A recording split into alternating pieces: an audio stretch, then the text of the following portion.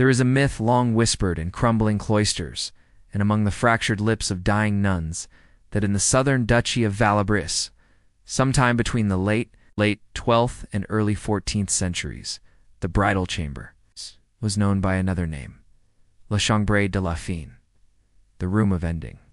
Not because it marked the start of a woman's new life, but because for 9 of every 10 brides it became their tomb. And the most haunting part of this tale, no one remembers why, the Chronicles of Valabris.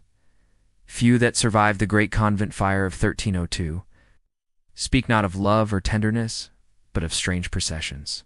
Brides carried not on foot, but in silence, in open carriages, their faces covered not in lace, but in thin veils soaked in salt.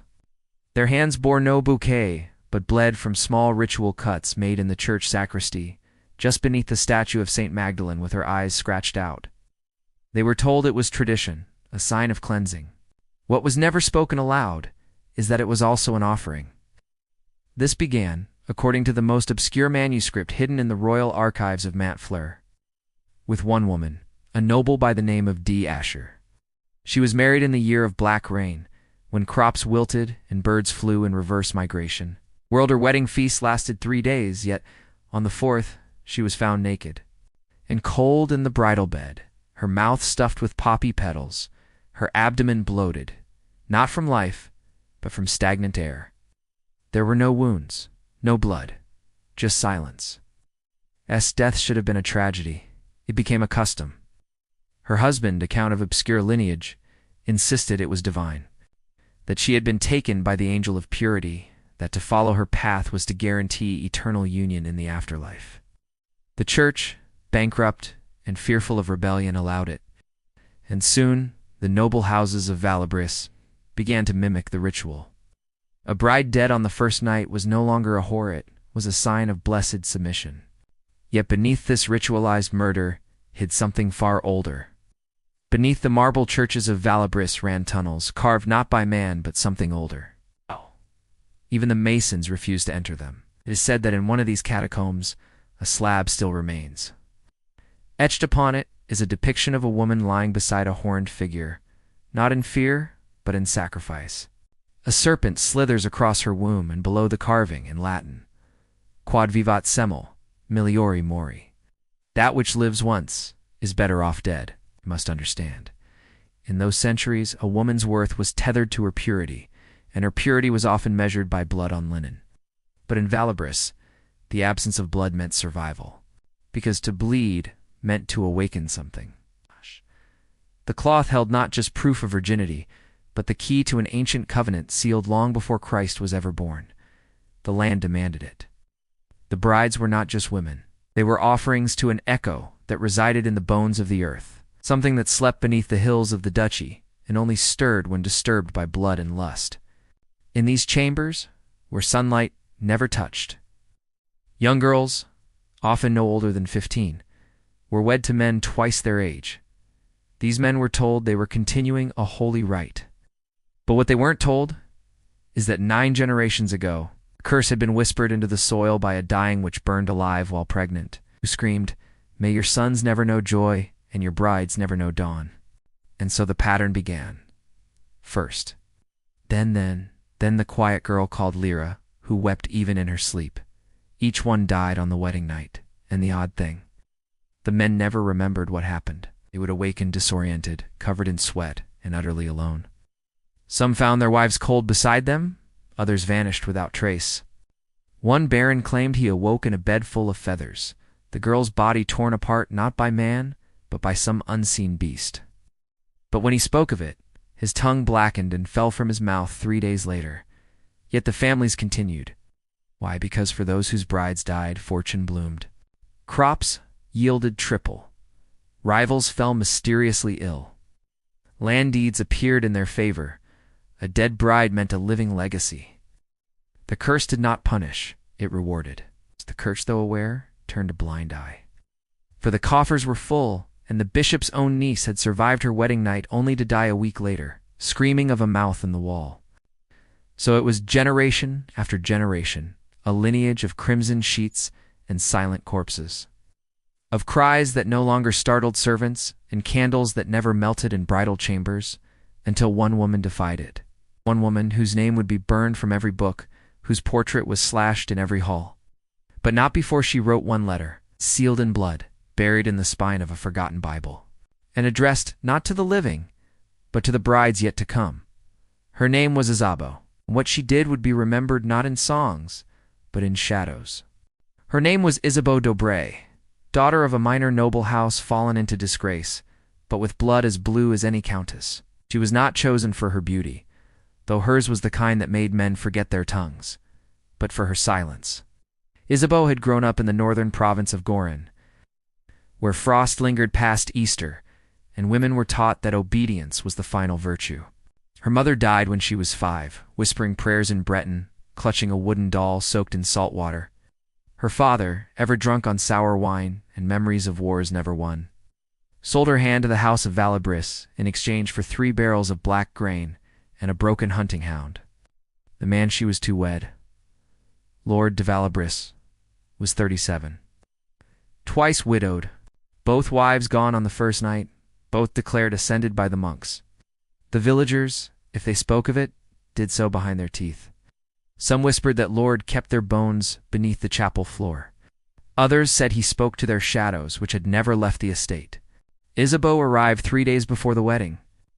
The castle chateau loomed like a wound upon the hill, its towers crooked, its stones weeping moss.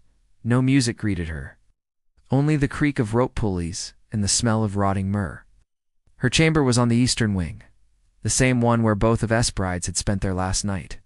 The bed was made of bonewood, the sheets unusually white. On the wall above the headboard, a tapestry showed St. Margaret devoured by a dragon. Her eyes eerily human, her hands not raised in prayer, but bound in twine. The servants never met her gaze. One girl, no older than Isabeau, came in the night to deliver warm milk. Her fingers trembled. "Don't dream too loud," she whispered. "It listens." That night, Isabeau did not sleep.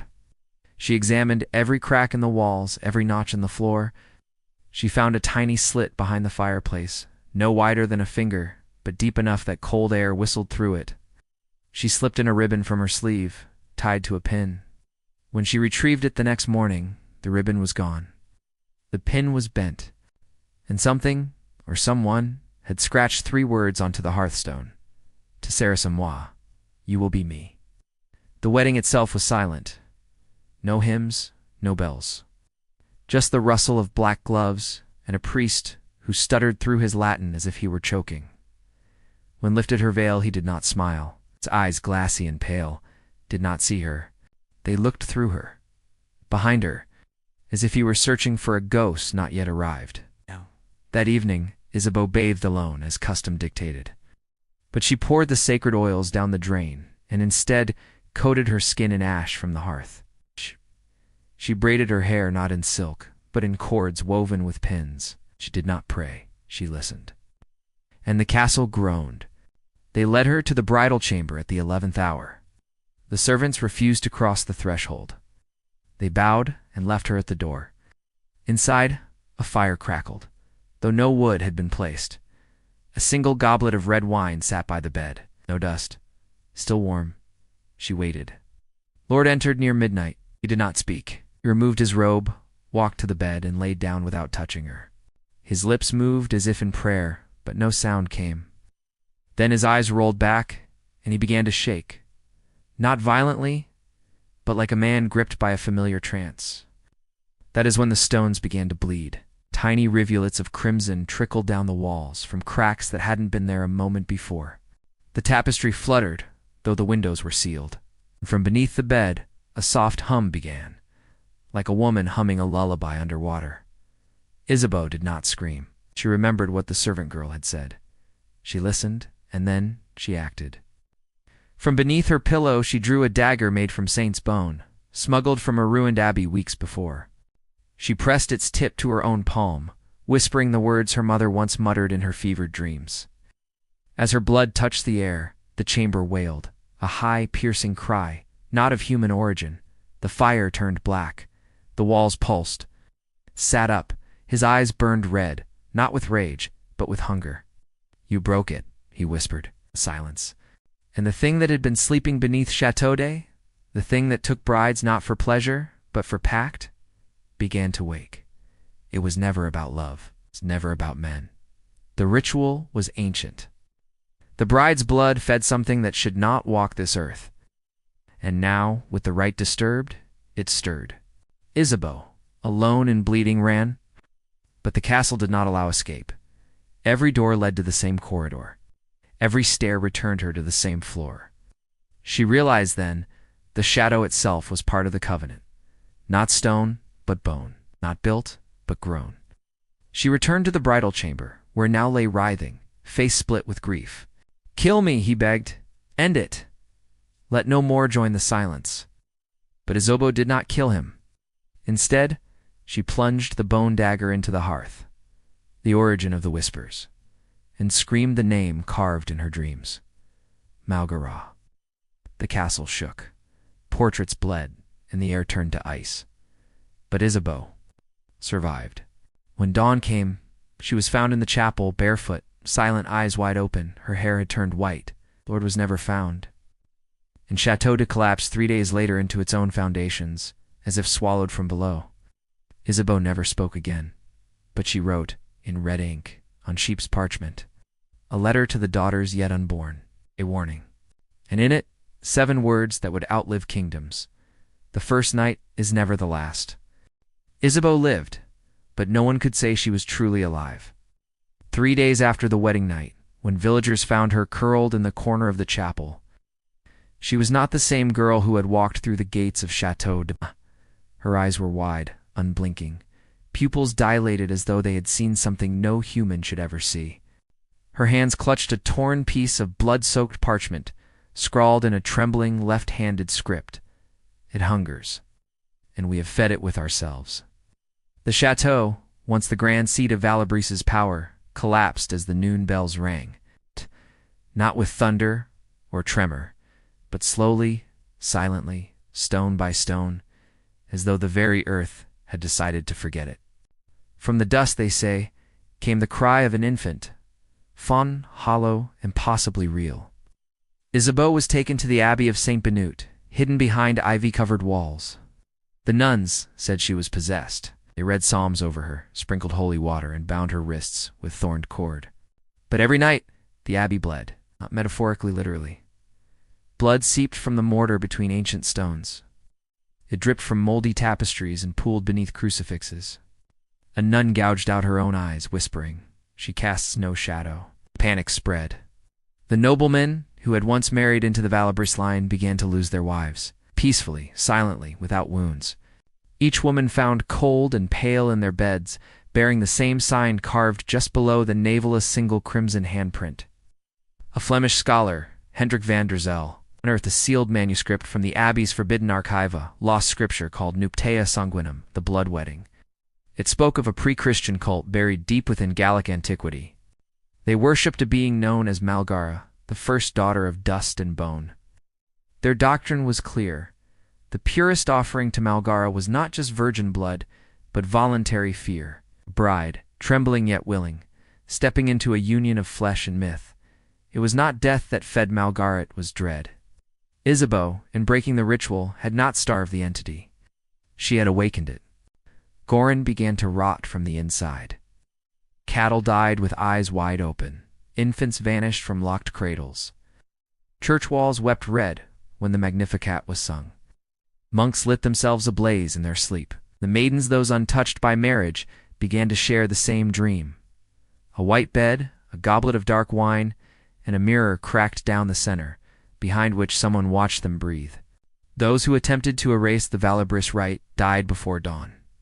A bishop in Avignon was pulled from his chapel window mid-sermon. No assailant was seen. It's only a phrase carved into the back of his robes with a razor blade. "You sealed the gate." She opens it. Isabeau no longer spoke, but every night her fingers traced the same symbol onto the stone floor, a crescent moon above an upturned palm. The long-forgotten sigil of Malgara's cult. The holy tribunal, in panic, summoned her for execution, called her witch heretic, the mother of the refusal, not a bride but a blasphemy. They bound her in chains of iron and prepared to burn her in the square at Poitiers. As the pyre was lit, something impossible happened. Isabeau smiled. For the first and only time since her cursed wedding night, she smiled, a thin, knowing slash across her face. And then she spoke, her voice like cold iron dragged across stone. "It's not me you should fear. It's what you keep inviting." When you say "I do," the flames consumed her. Wood cracked, flesh hissed. But the fire didn't burn red. It burned blue-green. And inside those flames, others laughed. Women's voices countless, echoing as if from the bottom of a dry well. The sky darkened into a bruised violet, then stillness. There were no ashes left of Isabeau, no bones. But the stone where she died forever bore the print of bare feet, burned into the rock in blood that no rain could ever wash away. They say history forgets, but curses do not. And some things, buried deep enough, do not die. They wait. In 1971, a team of French restorationists began work on the ruins of Abbey de Saint-Benut, tucked in the hills of western Nouvelle-Aquitaine. A war had swept past it. Time had ravaged its face. Vines had sealed its doors shut like lips afraid to speak. But the abbey called, quietly, through crumbling stone and dry wind. And someone answered. Among the crew was Elodie Varnier, a doctoral candidate from Lyon, specializing in medieval rituals. Precise, curious, too intelligent for the men she worked among. When she found the sealed reliquary behind the altar, untouched, unmapped, she opened it without gloves, without permission. Inside were 3 objects: a silver ring shaped like interlocked thorns, a bridal veil, brittle as dried skin, and a book bound in unknown leather. Its title, long faded, its pages warm to the touch. From the day she opened that box, Elodie changed. She became pale, distracted, would hum to herself in languages no one could recognize. At night, her roommate heard her whispering from behind her locked door, "Do you take him? Do you take him?" Over and over, like a vow that didn't want an answer. She disappeared 1 week later. A year passed. Then, in a small village near the abbey's ruins, a wedding was announced. The groom was unknown, a quiet man from nowhere, dressed in outdated fashion who never blinked and never smiled. The bride, Elodie, pale, beautiful, dressed in antique silk that shimmered like wet ash. There was no church ceremony, no priest, just a gathering at twilight, under an oak tree that hadn't grown leaves in 50 years. The villagers attended out of curiosity. They left with nightmares. One man swore that when the vows were spoken, every bird within 5 miles fell dead from the sky. A child claimed the bride kissed the groom, and her mouth turned black. An old woman collapsed, pointing at the man and screaming a single name over and over. Malgara. That night, the village burned. Not from fire, but from inside. Houses collapsed from within, bricks melting like wax. The survivors say a sound filled the valley, low and wet, like the breathing of something enormous and very old. And in the center of the smoke, 2 figures danced in a bridal waltz, though no music played. Elodie was never found.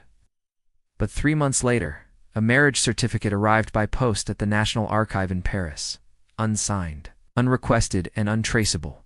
It was dated March 3, 1342. The name on the bride's line read, Isabeau de Valabris. The groom's line was left blank. Only one thing was written beneath it, in red ink, perfectly centered, "I take you." Since then, isolated wedding-related deaths have been reported across France and parts of southern Europe. Always the bride. Always on the wedding night. The deaths are unexplained. The patterns go unnoticed. Because who connects murder to matrimony? Who would dare? But the signs remain.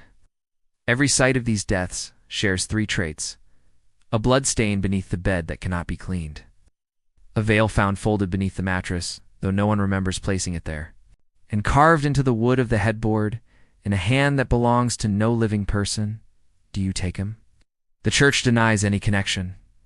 The historians scoff, but some of us have watched quietly, listening to the breath between rituals and prayers. We've traced the names, followed the bloodlines, and what we found is this: the brides of Valabris never vanished. They were scattered, hidden, reborn. and the hunger they once fed now walks the world in silence, seeking a new vow to bind it. So the next time you attend a wedding, when the bride glows with joy and the crowd laughs and the wine flows, look deeper. Listen. Does the wind fall silent? Do the shadows lean closer? Does the bride look just for a moment like she's seen you before?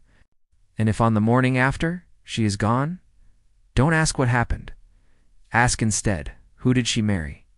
Because not every wedding ends with a kiss. Some end in eternity.